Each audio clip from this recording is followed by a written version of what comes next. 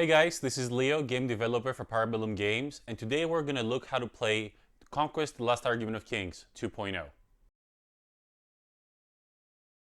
Before we can put our armies to the test, we actually need to have an army. In Conquest: The Last Argument of Kings, an army is split into smaller sections that are called warbands. A warband is led by a character and all regiments that are thematically attached to them. In this case, we're going to start with a polemarch, attach a regiment of hoplites, a regiment of phalangites, and then a regiment of Minotaur Haspes. Multiple warbands will make up your entire army, and you can add points to your army until you reach the pre-selected amount of points. From there on, you're ready to play the game. You can test out the army builder yourself and find it for free in the link below.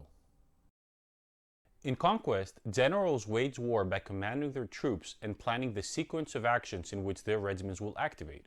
To do this, you take your command cards and you arrange them in a face-down deck called the command stack. The order the cards have been arranged in determines the order in which a player's regiment will activate. However, in Conquest, players do not activate all of their regiments in one go. Instead, each player activates a single regiment before play passes on to their opponent. This makes up for an involving and fast-paced battlefield where not only do you have to plan your actions ahead, but also account for what the enemy regiments will do in between. Next round, you will have the opportunity to reset your command stack and determine anew the order of activations. One character in your army will be your warlord. Each warlord brings their own unique abilities and rules into the game, greatly affecting the way your army list plays. Once your command stack is ready, you can now opt whether you wish to activate your supremacy and gain powerful abilities for this round. Once you have decided on the sequence of activations for this round, it's time for battle to commence. The player that goes first draws the top card of the command stack, reveals it, and activates a regiment of the same name. Once you have selected the regiment to activate, you can now choose to perform up to 2 actions.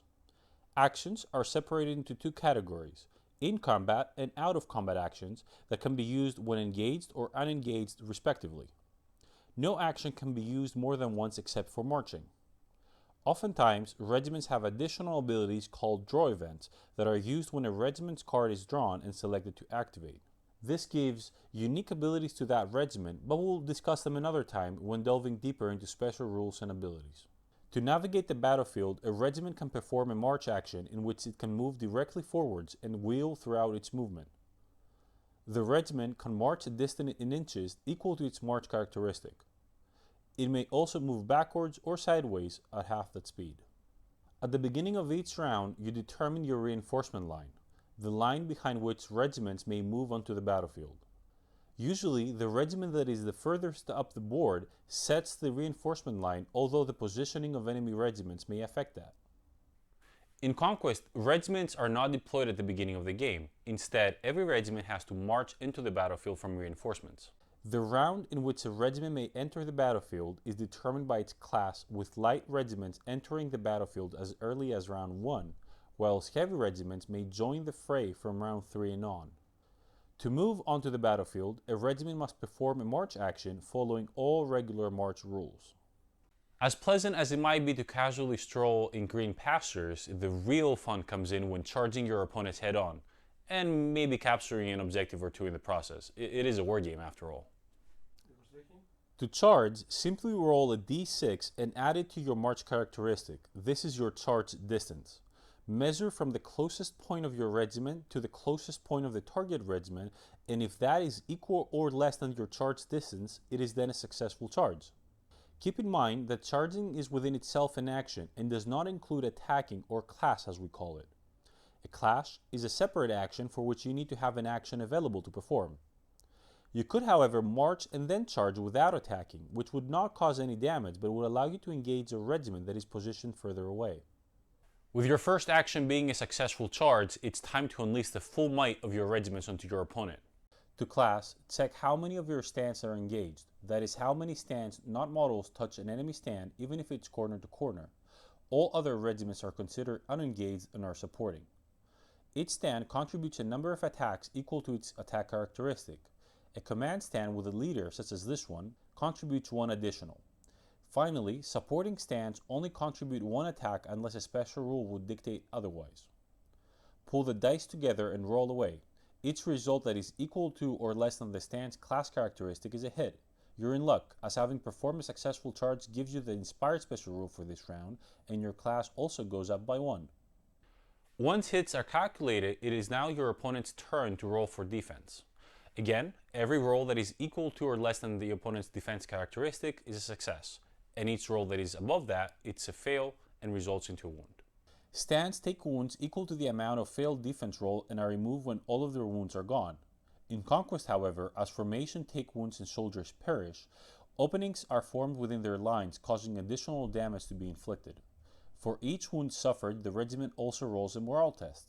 Each die roll equal to or less than the regiment's resolve characteristic is a success, otherwise it's a fail and you take another wound. You might have noticed a pattern here. Rolling low is good. Having a characteristic being a high number is great, as you always need to roll under that. Finally, there are some regiments that find hand-to-hand combat to be, well, a little bit brutish, and would rather have ample space between them and their target. They are indeed ranged troops, a blanket term to refer to all sort of missile-throwing, payload-delivering, range-fighting regiments. You can easily tell if a regiment is capable of performing a volley action, the action used to perform ranged attacks by the barrage special rule found in the regiment's characteristic profile. The barrage rule will tell you how many shots each stand can fire, how far away, and whether these attacks are influenced by any sort of special rule like armor piercing.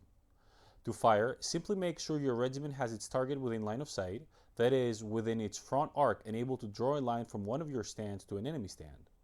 Then, check whether each stand has that regiment within range.